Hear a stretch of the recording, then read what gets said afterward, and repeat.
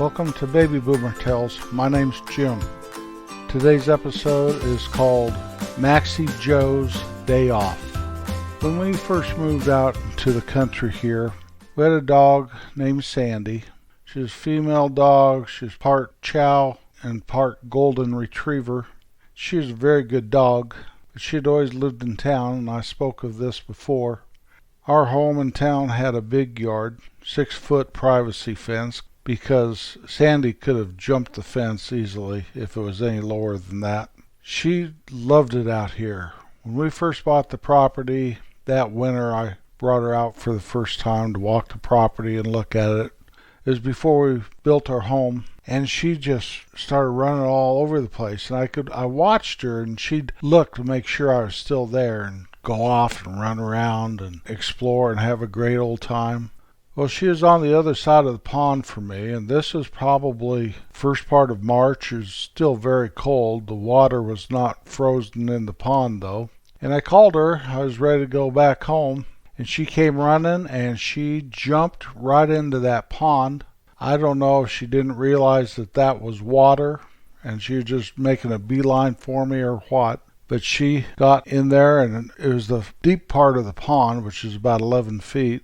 And she started swimming towards me, and I couldn't get her. I couldn't run over to where she was at and try to get her to get to the side. I was concerned the dog was the water was so cold that she was going to drown. But somehow she made it to the shore. That summer we built our house, and Sandy and Kim and myself, we moved in here. She loved this place. It's basically all country, just a few houses here and there, and it was her domain. And she did her job, which she was hard on to do here. She kept the deer away. She kept the rats away. She kept the snakes away. Have you ever seen a dog kill a snake? It's really quite fascinating. They walk around it in a circle barking. Pretty soon the snake loses its concentration on the dog, and the dog senses that and grabs it and shakes it, throws it, and goes and does the same thing over. After 3 or 4 times, the snake is usually dead. Now, the problem with the dog doing that is she would kill good snakes too. And when I say a good snake, black snakes, corn snakes, rat snakes, whatever you want to call them, that keep the rats and the mice and all that down, the population down. But a snake's a snake, and if it's on my wife's yard, they're fair game, and so the dogs did a good job of keeping the snakes at bay. She'd also kill moles, and one time she even got one of my grass carp out of the pond. Darn fish weighed 15, 20 pounds, and here it was laying on the bank, and she was barking at it. So I had to put the fish back in the pond. Well, we went that way for a few years, and I decided that the dog needed a friend. I don't know why I decided that. So we got a puppy, named him Homer. And Homer was a very good companion to Sandy. They did get in some trouble once in a while. But Sandy lived to be 16 years old, finally died of old age. Such a good dog. Homer passed away the next year from a brain tumor, and I was left out here dogless. Well, it didn't take very long, and the deer were coming right up the property, eating my wife's bushes, chewing my baby trees right in half, making a general mess out of things. We're getting rats and mice where you could see them close to the house. The rabbits were eating the flowers. And so we needed a dog. We needed a dog. You have to have at least one dog if you're going to live in the country. I guess you could live in the country without a dog, but they sure make your life easier.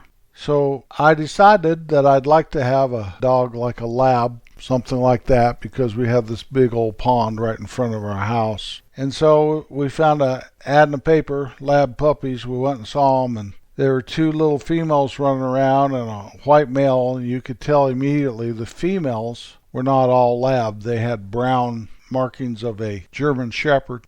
So the guy that owned the pups said, "Oh no, they're pure lab. Here's the dad and here's the mom. They're black labs. But there's also a German Shepherd there." And I says, "Well, what's this dog?" "Oh, he lives here too, but those pups are a pure lab." So "You're right, mister." So I gave him some money, and we took one of the little females, offered for the male the yellow male also, but he had been already spoken for. Promised the guy I'd give her a good home, and away we went. On the way home, we decided we better name this puppy, and we turned out giving her the name Maxi. In my heart, I always felt it was to honor my mother, who was named Maxine. I do that. I'll name an animal after a loved one that is no longer with me. I think it's only right in some ways. So we got Maxie home. She was a good little puppy, rambunctious as could be. If I'd be weed eating the pond, I'd get concerned about her. She'd kind of act like she wanted to take on the weed eater, and that could be dangerous for a dog. I can cut a frog in two just like that. They pop out and I'm weed eating, and now I have two halves of a frog. Well, one day, all of a sudden, Maxie wasn't feeling very well, and she got worse and worse, and I've got to take her to the vet. Called the vet, and well, the vet's out of town. He'll be back a couple days.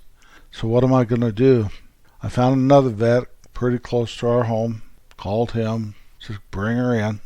I brought her in, and the vet looked at her and said, this dog has parvo. We need to put her down right now. We need to just put her down. And I, what? What is parvo? I hadn't even heard of it. Turns out it's a deadly, very contagious dog disease. And I thought, what in the world? And I didn't know this vet from Adam. So I thanked him very much and said, well, I think I'll go get a second opinion. I went home and found the vet's number, my vet's number. And I had a number besides the office number. I had his home number, and I called that, got a answering service, and identified myself, told him what was going on. He called me back that afternoon. Said he's going to cut his stay, whatever he's doing, short. He came back the next day. I took Maxie in there, and she was literally knocking on death's door. And Leroy, the vet, this guy is an animal whisperer. I've never seen a vet like him. You bring your cat in, and cat makes me into hamburger just getting it there. He'll open the cage door for the cat, and the cat is purring and rubbing against him. All my animals always thought there was a day at the spa to go to the vet. The guy is amazing. I can just imagine him with large animals, which country vets do, you know. He said, I don't know what's going on with her. Let me keep her. Let me figure this out. The next afternoon he called me. He says, well, I think I know what's happening with her. And I said, what's that, Leroy? He said, she's got a situation called puppy strangles. And it is deadly in some cases, but I think she's been through the worst of it, and we've given her medication. We're just going to have time determine her outcome. Leroy's a straight shooter, but he's the kindest soul in the world. I said, okay. He said, call me tomorrow. Tomorrow I called, and he says, I think little girl's better. I got to take her home a few days later. It took her a while to recover, but Maxie did recover, and she grew and was well and was healthy, and the cats adopted her like she was one of their own. You could see it in her, too. If she'd catch a rat, instead of just killing it, she'd be like a cat, and she'd play with it until it was dead. And she'd get the rat and play with it and play with it and play with it, then go snoop around and smell and pee and whatever dogs do, and come back, and the rat had taken off, and she'd trail it down and find it and play with it again. Same way with bunnies. Same way with mice. She did the same thing with moles, but that didn't work for her. And moles are a big enemy of mine because they just tear everything up. When you have a big section of land, it's not like you have one mole comes in. You can have hundreds, I guess, at least dozens, and they can make a mess. Sandy always kept them at bay. But Maxie would play with the mole, dig it up, play with it, then get distracted. While she was off sniffing and chewing and whatever, the mole would go back underground and be gone. Well, I witnessed this one day, and the mole started to go back underground, and Maxie was off back to it, doing something. I took a shovel and I hit that mole, and I said, Maxie, you can't do that. Well, you'd have thought I hit her with a shovel. She cowered. I had never seen anything like it. I guess she thought I was going to take that shovel to her. Well, to make a very long story short, she hasn't fooled with the mole since, so I ruined her for moles. So even though she gets snakes, bullhead catfish out of the pond, which are not a desirable fish to have in your pond. She gets those out of the pond, keeps the snakes, the deer, the rats, and the bunnies. She even killed a couple muskrats that will destroy your pond if you leave them unchecked. She's a good dog. She's a great dog. If she'd only kill moles, she'd be a dog hall of famer. Well, one day we were trying to make Maxi a house dog. Before Homer passed away, he would come in the house in the evenings and lay by the fire in the wintertime, and we thought that was just neat stuff. So we're thinking of Maxi, being able to come in the evenings and go out during the day. One day when I was at work, I came home from work, and my wife was standing there like I had done something awful and terrible. And what had happened is Maxi had a day off, that's for sure. We had a fairly new couch, and she chewed one half of it just all up. Chewed the wall up. We had a nice palm tree, chewed that right in half. Look at the palm tree, there wasn't a leaf left on it, or one of those fronds, whatever they're called. They were gone. And she got a hold of my splint, a $500 item you get from the dentist to keep you from grinding your teeth, I guess. That's how they explained it to me. And it was in shambles. So old Maxi has not been in the house since that day when she was about 6-8 months old. She lives out there with the cats, and the cats love her very much, and she loves them. But I do have a problem, and that's old Lucy died several years ago, had something wrong with her nose and passed away. And Ozzy died of old age last year. So I spend a lot of time with Maxi, a lot more time than I've spent with any one dog since old Blue Dog 40 years ago. I don't know if I should get her another cat for a friend. We can't let her in the house. She runs around in poison ivy and all this stuff all the time, rolls in gosh knows what, just being a dog. That one day that she practically destroyed our home and thought it was great fun. I know she's no Ferris Bueller, but I'll tell you this right now, Ferris Bueller's no Maxi. Maxi Joe. In the mornings I get up and first thing I do is let her outside. Well, most dogs, they go away from the house to do their business in the morning after being in the garage. We have a kennel in our garage that she gets to stay in, and the garage is heated in the winter and cooled in the summer, so she doesn't have it too bad. Well, if I just let her outside, she'd go right next to the house and do her business. So the only trick old Maxi Joe knows is I take her outside in the morning. I say, "Come on, Joe, let's go." And I walk her to the other side of the driveway so she can do her business. I say, she stands there and waits, and I say, "Go potty." And then she goes potty. I know other people have dogs that heel and fetch and shake, play dead. Maxi goes potty. She's a very good dog. She's getting a little long in the tooth anymore. She's 12 years old. You can tell it. She still runs, but not nearly as fast as she did.